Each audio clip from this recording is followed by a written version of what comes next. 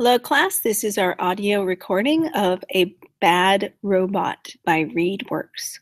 Follow along on your paper as I read the story to you. Bonnie Graham just had to admit it. Earl was a bad robot. No longer could she overlook his many faults. He played music that was just embarrassingly bad. He seemed incapable of cool robot things like dancing the robot or cutting steel with his laser eyes. At night, his pistons and spinning gears made so much noise that Bonnie could hardly sleep, even when she got really mad and squeezed him into the closet. And then yesterday happened. Bonnie had spent months building her robot. She called it Electronic Armed Robotic Laser Death, Earl, a name she chose last year when her mother seemed totally cool with the whole laser-eyed robot living in our house idea. Bonnie later discovered her mother was joking, the project's first setback. From there, Bonnie did all the engineering herself. She designed Earl's remote stabilization system using an air-filled bladder in the machine's belly to keep its torso upright. She machined the hands from steel bearings coated in vulcanized rubber. Bonnie used lathes at her mother's tool and die company to sculpt Earl's face, with slanting eyes and a mouthful of jagged metal teeth, which made him look terrifying and awesome. For 10 months, building Earl consumed all Bonnie's free time. Her friends at Garrett Morgan High School made a website called where'sbonnie.com, where they posted pictures of Bonnie's face crudely superimposed onto people climbing the Himalayan mountains or shopping in Tokyo. Okay, seriously, I don't remember the last time I saw you after school, Nicole Ackmel, one of Bonnie's closest friends, wrote in an email. Maybe this robot is actually that new boy, Chaz Phelps? Call me, nerd breath.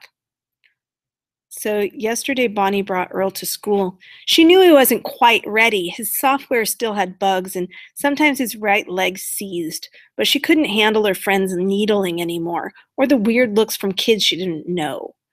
And man, Earl made one sweet entrance. Trotting up the stairs beside Bonnie, the robot reflected sunlight like a mirror. Everyone fell silent as the two of them passed, and no one heard Earl's loud buzzing, motorized arms and legs over the idling buses. The euphoria didn't last long. Once inside, Earl noticed all the metal lockers, the tops of which have metal slats reminiscent of the robot's face. Earl slipped his rubber hand free of Bonnie's to inspect the lockers, shoving students aside in the process. "Earl, cancel directive," Bonnie said. Earl heard nothing over the din of shrieking students running away in fear. Finally, the robot found a bashed-in locker door, probably the work of a roughhousing football player. More than the other lockers, this one's bent metal door resembled Earl. The robot grabbed it in both hands and ripped it off its hinges. Bonnie was struck with horror. "He's destroying the school. He's going to get me expelled." "Earl, cancel directive," she screamed. Earl froze. The robot's head spun toward Bonnie as he clutched the locker door closer to his anodized steel chest.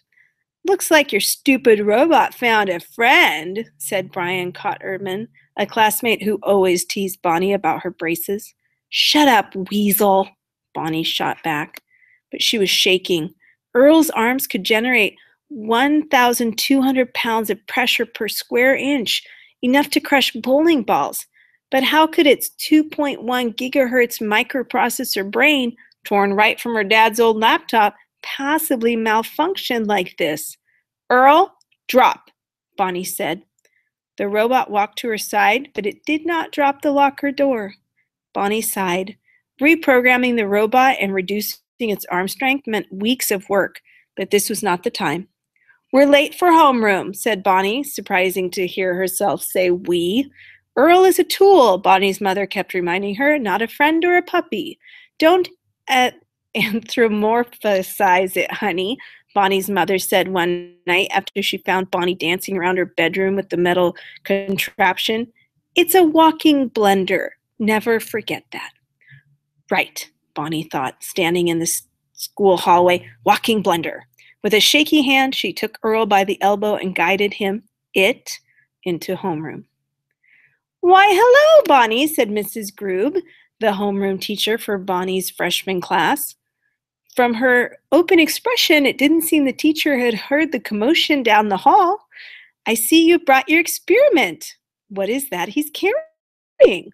A wave of suppressed giggles swept across the classroom. It's a programming error," Bonnie said. "I can fix it." "Hmm," Mrs. Groob said, pausing for a few uncomfortable seconds. Her eyebrows knotted as she figured out what to do next. "Well," said the teacher, her mood brightening, "we've all heard a lot about your robot. Why don't you tell us about him?" Bonnie exhaled. "Great," she said. "Earl, initiate demonstration program 1. The robot turned and faced the class. The students' backs stiffened. Only now did they see the thing's true height. Demonstration program 1 called for Earl, using his right index finger, to press play on the iPod embedded in his chest. The song Harder, Better, Faster, Stronger by Daft Punk would flow from speakers in his hips, and Earl would dance, making karate chops with his hands as the wheels in his feet executed perfect moonwalks.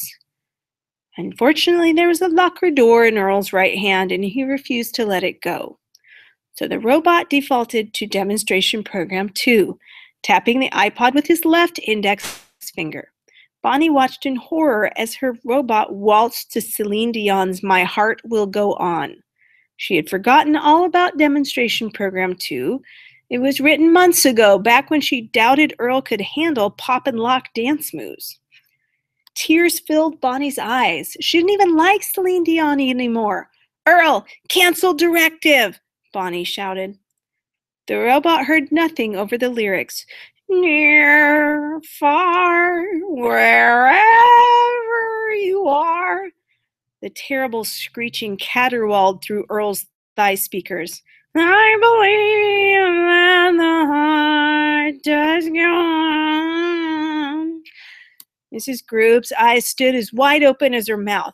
Bonnie's classmates pushed back in their chairs, unsure whether to laugh or run for cover. "I cannot stand one more second of this," Bonnie thought.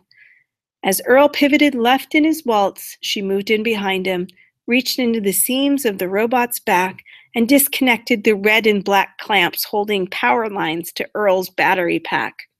As the big machine slumped to the ground, its collapsing torso squeezed air from the inflated bladder, making a noise like a balloon rapidly losing air. The classroom lost it. Weasel Brian Cotterman and his 4 stupid friends laughed so hard they fell off their seats and rolled across the floor. Bonnie felt like she might explode. Tears pouring, she bolted out of the classroom. That night, Bonnie got her first good night's sleep in weeks. She was worn out from all the crying.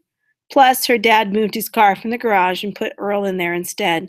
So finally, Bonnie couldn't hear the machine's clicks and whirs. When she finally woke up, she walked out to the garage and found Earl. He slouched in the far corner, one arm draped over her mother's drill press, the other wrapped tight around the school locker door. Bonnie smiled. The robot had found some friends, and now it was time for Bonnie to find hers. She took her phone from her pocket of her shorts and called Nikki Ekman. "Hey, Dorknut," Bonnie said. "What are you doing later?"